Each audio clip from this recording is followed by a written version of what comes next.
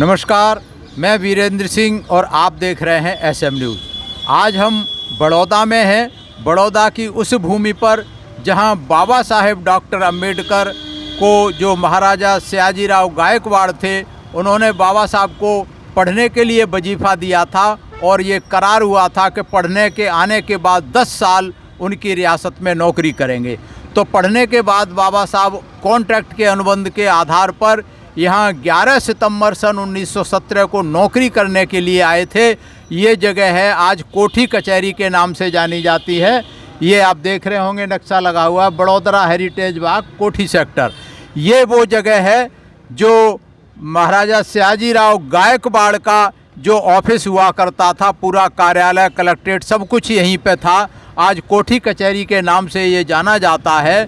ये आप देख रहे हैं बीच में, ये वो कमरा है जहां बाबा साहेब डॉक्टर अंबेडकर बैठा करते थे और यहां बाबा साहेब डॉक्टर अंबेडकर ने सबसे पहले अनुबंध के आधार पर अनुसार यहां नौकरी करने के लिए आए थे।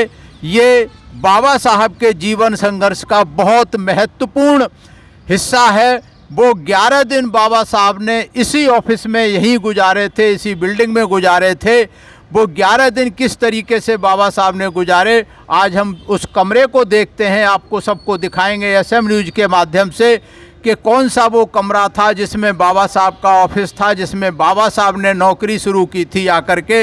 ये आप देख रहे हैं वो कमरा है जिसमें बाबा साहब का ऑफिस था, जिसमें बहुत सारे लोग, आज चूँकि 23 सितंबर है, बाबा साहब का संकल्प दिवस है। संकल्प दिवस बाबा साहब ने यहीं से शुरुआत हुई थी। ये वो कमरा है जहाँ से बाबा साहब का, क्या कहने चाहिए, पूरा जीवन का एक संघर्ष दूसरे मोड़ पे चला गया था। अलग एक गति यहाँ से मिली थी।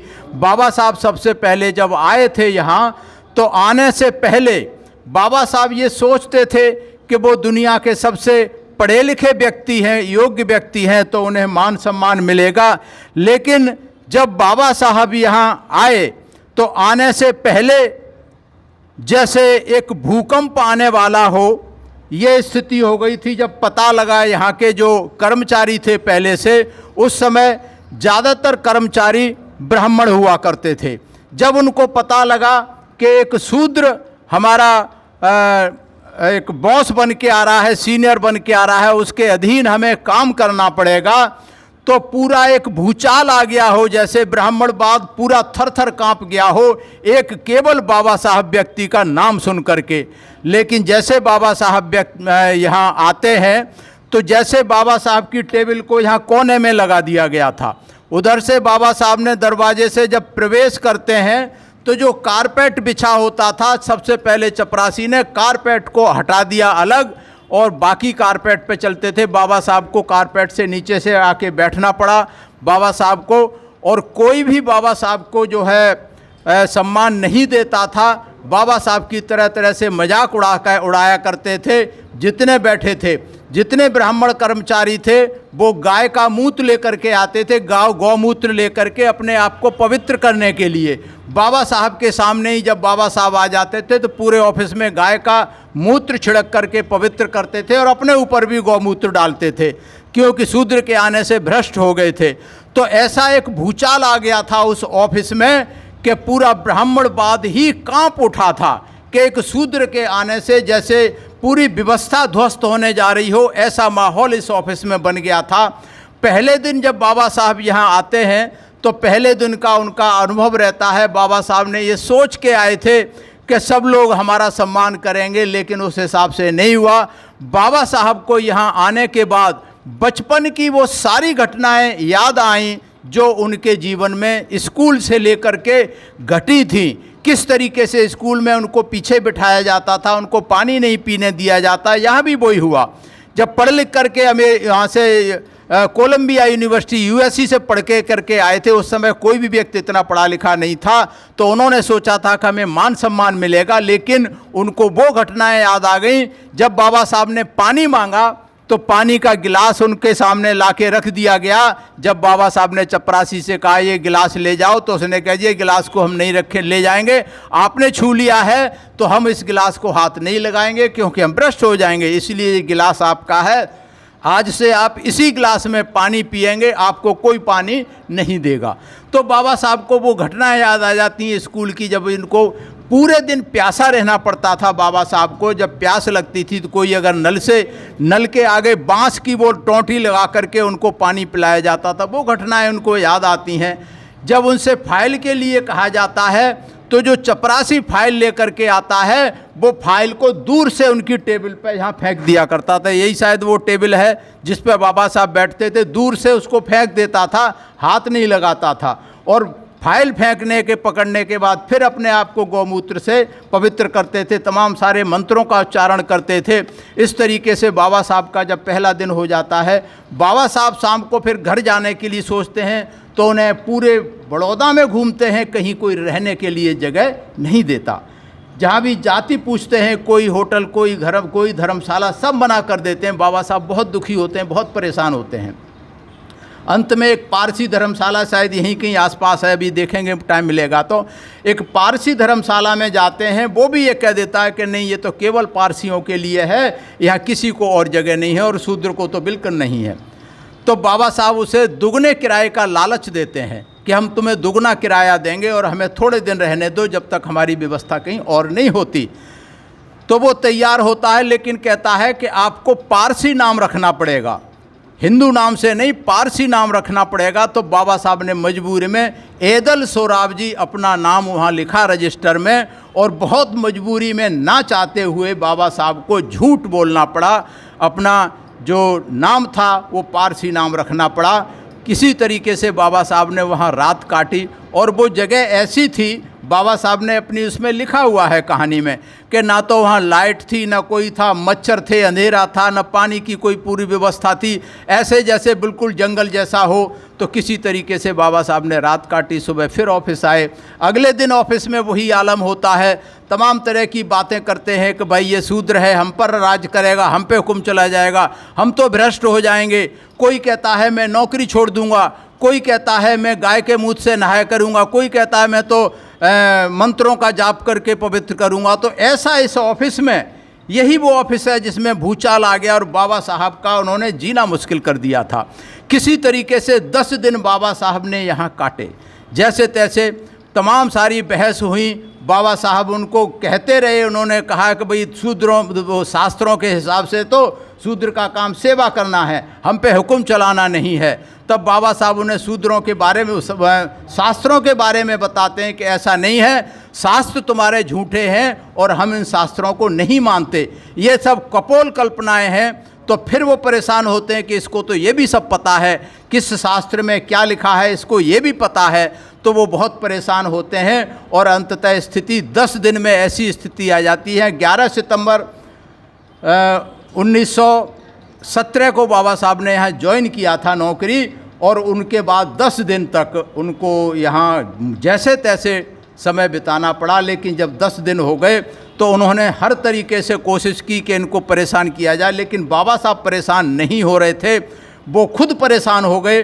फिर उन्होंने पता लगाया कि डॉक्टर अम्बेडकर कहाँ रह रहे हैं, पारसी धर्मशाला में। तो वहाँ धर्मशाला में जाकर के पारसी लोगों को भड़काया, और अंततः 11वें दिन जो पारसी लोग थे, एक दिन सुबह सुबह लाठी डंडा लेकर के 10-15 लोग वहाँ पहुँच जाते हैं और बाबा साहब को तमाम गाली गलौज करते हैं और उनका सामान उठा करके फेंक देते हैं कि तुमने झूठ बोल करके, शूद्र होकर के पारसी धर्मशाला में क्यों रहे आकर के। बाबा साहब उनके हाथ पैर जोड़ते हैं, उनसे निवेदन करते हैं कि हमें 1 हफ्ते का समय दे दो, घर मिल जाएगा तो हम खाली कर देंगे, लेकिन वो नहीं मानते। शाम को फिर आ जाते हैं वो और बाबा साहब को धमकी देते हैं कि तुम अगर नहीं गए तो तुम्हारा सिर फोड़ देंगे, लाठियों से तुम्हें मार देंगे।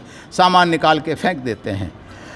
बाबा साहब को मजबूरी में घर छोड़ना पड़ा। शाम हो गई थी। यहाँ से सामान लेकर के बड़ौदा रेलवे स्टेशन पे पहुँचते हैं, और जब बड़ौदा रेलवे स्टेशन पे पहुँचते हैं तो फिर वहाँ ट्रेन जो है 4-5 घंटे लेट होती है, रात हो जाती है। बाबा साहब दुखी होते हैं। दुखी होकर के, आपने देखा होगा वो पेड़ है, पेड़ के नीचे बैठ कर के फूट फूट करके रोते हैं।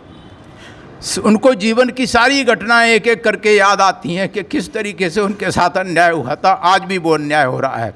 उन्होंने महाराजा गायकवाड़ को भी इसकी शिकायत की थी, लेकिन उन्होंने भी कह दिया था कि मैं कुछ नहीं कर सकता, इस जाति व्यवस्था को बदलने के लिए मैं कुछ नहीं कर सकता, आपने जो करना है कीजिए। तो बाबा साहब ने जो अनुबंध था वो सयाजीराव गायकवाड़ ने उस अनुबंध से उनको मुक्त किया था। तब बाबा साहब वहाँ पहुँचे थे तो वो 4.5-5 घंटे ट्रेन लेट थी। तो बाबा साहब उस पेड़ के नीचे बैठ कर के सारी घटनाएं याद करके बहुत दुखी होते रहे, रोते रहे। और वहाँ उन्होंने एक महासंकल्प किया था। क्या महासंकल्प किया था कि आज के बाद मैं इस जाति व्यवस्था को ध्वस्त करके रहूँगा। उन्होंने सोचा कि मैं इतना पढ़ा लिखा व्यक्ति हूँ, दुनिया में विदेश से पढ़ के आया हूँ, और जब मेरा मान सम्मान पढ़ने लिखने के बाद भी नहीं हो रहा तो मैं इस जाति व्यवस्था को ध्वस्त करके रख दूंगा और जीवन पर्यंत इसके लिए मैं संघर्ष करता रहूँगा, मरते दम तक इसका संघर्ष करता रहूँगा। ये बाबा साहब ने महासंकल्प किया था 13 सितंबर 1917 को। 13 सितंबर 1917 को संकल्प किया था। और वो केवल संकल्प नहीं था कि संकल्प करके बाबा साहब भूले नहीं, संकल्प करके तुरंत ही नौकरी छोड़ दी, उन्होंने सब कुछ छोड़ दिया और इस जो संकल्प को पूरा करने के लिए वो निकल पड़े। और 1917 में यहाँ साउथबरो कमीशन आता है, अंग्रेज़ों की सरकार थी। साउथबरो कमीशन में वो सारे साक्ष्य देते हैं, विटनेस देते हैं, गवाही देते हैं, लिख करके देते हैं कि यहाँ शूद्रों की क्या हालात है, शूद्रों की ये हालात है, यहाँ अछूतों की ये हालात है। साउथबरो कमीशन को देते हैं। साउथबरो कमीशन जब रिपोर्ट अपनी देता है तो 1919 में फर्स्ट इंडिया एक्ट बनता है। फर्स्ट इंडिया एक्ट में बाबा साहब के सिफारिशों के कारण कुछ हक हकूक अधिकार भारतीयों को मिलते हैं और अछूतों के लिए कुछ सुख सुविधाएं अंग्रेज़ों से मुकर्रर होती हैं। बाबा साहब उससे संतुष्ट नहीं होते, फिर लगातार संघर्ष करते रहते हैं। 1927 में बाबा साहब ने महाड़ सत्याग्रह किया। महाड़ एक जगह है महाराष्ट्र में, वहाँ तालाब है। उस तालाब में जानवर पानी पी सकते थे, कुत्ते पेशाब कर सकते थे, कुत्ते पानी पी सकते थे, लेकिन शूद्र पानी उसमें से नहीं ले सकते थे। तब बाबा साहब ने वहाँ संघर्ष किया था, पानी के लिए, पानी पीने के लिए अधिकार दिलाया था बाबा साहब ने मार्च 1927 में। और उसके बाद दिसंबर 1927 में जिस कारण ये व्यवस्था थी मनुस्मृति में ये जो काले कानून बनाए गए थे कि शूद्र अगर वेदों का सुन ले तो उसके कान में शीशा पिघला दिए जाए, तमाम सारे काले कानून मनुस्मृति में थे। उस मनुस्मृति को जला करके ध्वस्त कर दिया था उन्होंने 25 दिसंबर 1927 को उसी महाड़ तालाब के पास में। तो उन्होंने जो व्यवस्था की जड़ थी, जो जातिवाद की जड़ थी, उस जड़ को समाप्त करने का काम किया था 25 दिसंबर 1927 को, जिसको आज हम बहुजन मुक्ति दिवस के नाम से मनाते हैं बहुत लोग। उसके बाद भी बाबा साहब शांत नहीं रहे। उसके बाद 1930 में काला राम मंदिर है नासिक में, काले पत्थर का राम है जिसका नाम काला राम मंदिर में मंदिर प्रवेश के लिए बाबा साहब ने संघर्ष किया था। लेकिन इन मनवादियों ने वहाँ भी बहुत लाठियाँ डंडे चलाए थे। महाड़ तालाब में भी इनके सिर फोड़े गए थे, बाबा साहब को भी चोटें आई थी। तो ये जो काम हुए थे बाबा साहब ने उसी महासंकल्प के तहत ये करते रहे। उसके बाद 1928 में जब साइमन कमीशन भारत में आता है तो बाबा साहब साइमन कमीशन को पूरे भारत में घुमाते हैं और जो शूद्रों की स्थिति थी उसके बारे में बताते हैं। साइमन का साक्षात्कार कराते हैं गांव-गांव में ले जा करके कि ये व्यवस्था है, उनको दिखाते हैं कर करके जा करके। उस समय गांधी एंड कंपनी ने बहुत विरोध किया था साइमन कमीशन का। और आपको ध्यान होगा एक लाला लाजपत राय नाम का व्यक्ति था जिसने कहा था कि मैं जीते जी साइमन कमीशन को भारत में नहीं जाने दूंगा। और उसने लाहौर में जब साइमन कमीशन आया था तो उसने कोशिश की थी रोकने की, तो लाठी चार्ज हुआ था। अंग्रेज़ों की सरकार थी, लाठी उसके सिर में लग गई थी, लाला मर गया था। तो लाला क्या चाहता था, बाबा साहब क्या चाहते थे, गांधी क्या चाहता था। तो ये सारा संघर्ष बाबा साहब ने जो महासंकल्प किया था इसके तहत पूरे भारत में साइमन कमीशन को घुमाया। उसके बाद 1930, 31, 32 में लंदन में गोलमेज सम्मेलन होते हैं, बाबा साहब वहाँ जाते हैं। इन अछूतों की तरफ से अकेले बाबा साहब होते थे और एक दो लोग और होते थे, और गांधी एंड कंपनी की तरफ से करीब 100-150 लोग वहाँ जाते थे। लेकिन 100-150 लोग भी बाबा साहब की बात का कोई जवाब नहीं दे पाए, काट नहीं पाए। और जब वहाँ का प्रधानमंत्री था रैमसे मैकडोनाल्ड, उसको भी बाबा साहब ने कहा था कि भाई ये तो तुम्हारी सरकार है, तुम हमें जब न्याय नहीं दे सकते हो तो कौन देगा, तुम क्यों नहीं न्याय देते। जब बाबा साहब ने रैमसे मैकडोनाल्ड जो प्रधानमंत्री था उसके सामने बाबा साहब ने दहाड़ते हुए कहा था, बाबा साहब डरे नहीं, घबराए नहीं, उन्होंने अपनी संकल्प के तहत उसको चैलेंज किया तो उसकी समझ में आई। तो फिर 1932 में 2 वोट का अधिकार मिला था, कम्युनल अवार्ड मिला था अंग्रेजों में, जैसे शूद्रों को 2 वोट का अधिकार मिला था, अछूतों को 2 वोट का अधिकार मिला था, ताकि ये अपनी सरकार, अपने नुमाइंदे चुन पाएंगे। लेकिन गांधी एंड कंपनी ने वो 2 वोट का अधिकार छीन लिया था। पूना पैक्ट हुआ था 24 सितंबर 1932 को। वो दिन भी एक इतिहास का काला दिन है बहुजन समाज के लिए, बाबा साहब के संघर्ष के लिए, कि गांधी ने रोकने का काम किया लेकिन बाबा साहब फिर भी चुप नहीं बैठे। बाबा साहब लगातार संघर्ष करते रहे। उसके बाद 1942 में बाबा साहब ने फिर संघर्ष किया कि इन्होंने जो अधिकार हमसे छीन लिया है, तो बाबा साहब ने सेपरेट सेटलमेंट का अधिकार अंग्रेज़ों से लेकर के आए थे कि जो सरकारी ज़मीन पड़ी हुई है खाली, उस सरकारी ज़मीन को इन अछूतों को पट्टे पर दे दिया जाए, इनको अलग गांव बसाए जाए, उनको ज़मीन दे दी जाए ताकि ये किसी की मजदूरी ना करें, ये मान सम्मान स्वाभिमान के साथ रह सकें। लेकिन उसके बाद द्वितीय विश्व युद्ध शुरू हो गया था, फिर 47 में अंग्रेज़ देश छोड़ करके चले गए। बाबा साहब ने जब नेहरू प्रधानमंत्री बना और गांधी से कहा कि इसको लागू करें, तो गांधी ने कह दिया कि भाई हम तो सरकार में नहीं हैं, नेहरू से कहो। नेहरू ने कह दिया हम इसे नहीं देंगे। तो इस तरीके से बाबा साहब लगातार संघर्ष करते रहे। उसके बाद जब संविधान सभा की बात आती है, तो संविधान सभा में गांधी एंड कंपनी कांग्रेस के लोगों ने सारे खिड़की दरवाजे इनके बंद कर दिए, रास्ते बंद कर दिए कि संविधान सभा में नहीं जाने देंगे, क्योंकि वो जानते थे कि अगर डॉक्टर अंबेडकर संविधान सभा में आ जाएगा तो इन अछूतों के लिए हक हकूक सुनिश्चित करेगा, इनको अधिकार दिलाएगा। इसलिए पटेल ने, कहानी लंबी है उसको मैं फिर कभी बताऊंगा, पटेल ने कहा था कि जब वो बाबा साहब चुन के वहाँ से जैसूर और खुलना बंगाल से चुन के आ गए थे, उसको पाकिस्तान को दे दिया था, तब पटेल ने कहा था कि मैंने संविधान सभा के सारे खिड़की दरवाजे बंद कर दिए हैं, देखें डॉक्टर अंबेडकर कैसे आता है। लेकिन फिर बाबा साहब हिम्मत नहीं हारे, बाबा साहब डरे नहीं, घबराए नहीं, अंग्रेज़ों से शिकायत की। तो फिर अंग्रेज़ों के कहने के बाद मजबूरी में कांग्रेस को बाबा साहब को संविधान सभा में रखना पड़ा।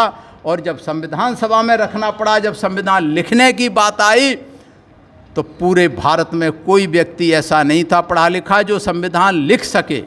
सब ने अपने अपने संविधान लिखे। किसी ने कहा मनुस्मृति संविधान होना चाहिए, बहुत सारे लोगों ने कहा था कि मनुस्मृति इस देश का संविधान होना चाहिए और राजा का शासन होना चाहिए। वो केवल बाबा साहब डॉक्टर अंबेडकर थे जिन्होंने कहा कि नहीं, यहाँ लोकतंत्र होना चाहिए और लोकतंत्र की व्यवस्था होनी चाहिए। तब बाबा साहब ने हमें वोट का अधिकार दिलाया।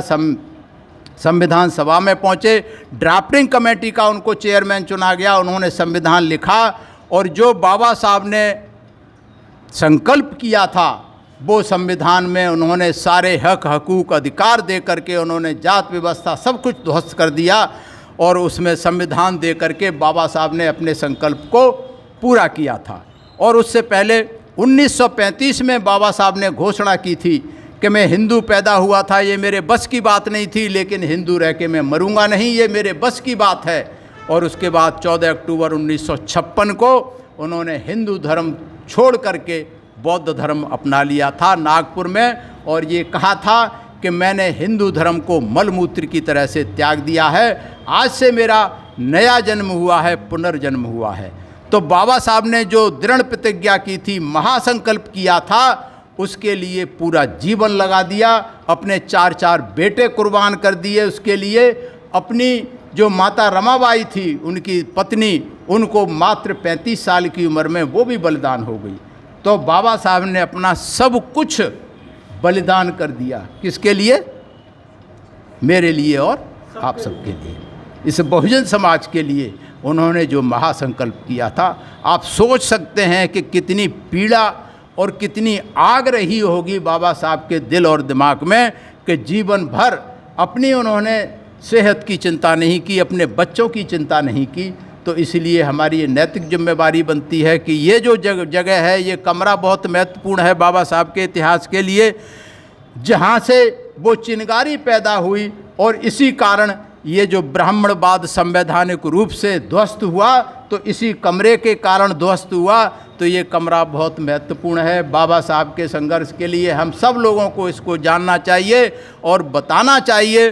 और SM न्यूज़ के माध्यम से जो भी सुन रहे हैं, मैं सबसे निवेदन करता हूं कि जब भी बड़ौदा आएँ तो इस कमरे को ज़रूर देखें। इसको कोठी कचहरी के नाम से इसे जाना जाता है। आज भी इसके पीछे यहाँ कलेक्टर का ऑफिस है और बहुत सारे ऑफिस आज भी इसी कार्यालय में चलते हैं। महाराजा गायकवाड़ के समय पर ये था, यहाँ उनको रक्षा सचिव बनाया गया था। तो इसलिए ये बहुत महत्वपूर्ण है। और जो महासंकल्प दिवस वो स्थल है, उसको भी ज़रूर देखना चाहिए।